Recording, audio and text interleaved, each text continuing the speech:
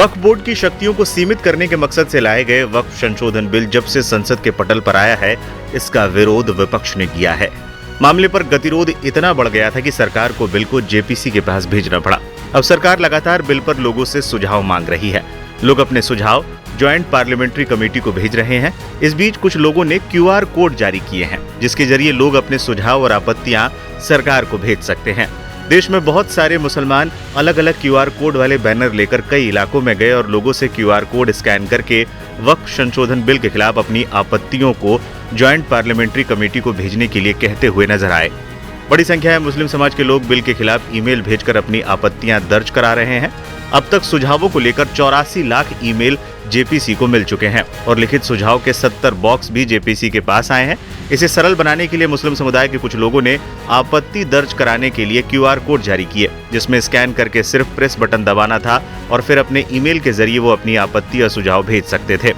इस बीच दावा ये किया गया कि भगोड़े जाकिर नायक जैसे कट्टरपंथी विदेशों में बैठकर भारत के मुसलमानों को वक्फ बिल के खिलाफ भड़का रहे हैं। उनसे ये कह रहे हैं कि अगर वक्फ बिल लागू हो गया तो सरकार मुसलमानों से उनकी मस्जिदें और कब्रिस्तान छीन लेगी। इसी को लेकर भारत में बहुत सारे मुसलमान इस समय अलग अलग QR कोड वाले बैनर लेकर कई इलाकों में जा रहे हैं और इन QR कोड को स्कैन करके वक्फ बिल के खिलाफ अपनी आपत्तियों को जेपीसी को भेजने के लिए कह रहे हैं। मामले पर बीजेपी सांसद और जेपीसी के सदस्य जगदम्बिका पाल ने भी बयान दिया था।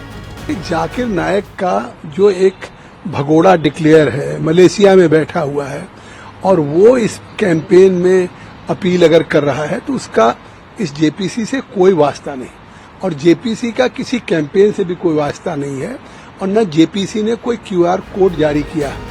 अब इसके विरोध में हिंदू समुदाय के लोगों ने भी एक स्कैन अभियान शुरू किया है, जिसमें गुजरात के गणेश जी के पंडालों में ऐसे QR कोड लगाए गए जिन्हें स्कैन करके लोग वक्फ बिल के समर्थन में अपनी राय जेपीसी को भेज सकते हैं। हैदराबाद के बीजेपी नेता टी राजा सिंह भी लोगों से ये अपील करते नजर आ चुके हैं। बता दें, गणेश चतुर्थी के दौरान भी कई पंडालों में ये QR कोड लगे हुए देखे गए थे।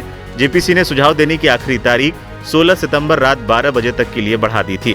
जेपीसी की अगली बैठक 19 और 20 सितंबर को होगी। के माध्यम से वक्फ के नाम पर बहुत सारी जमीनें मंदिरों की हो या बहुत सारी जमीनें जनता की हो, वक्फ के नाम पर कब्जा की गई।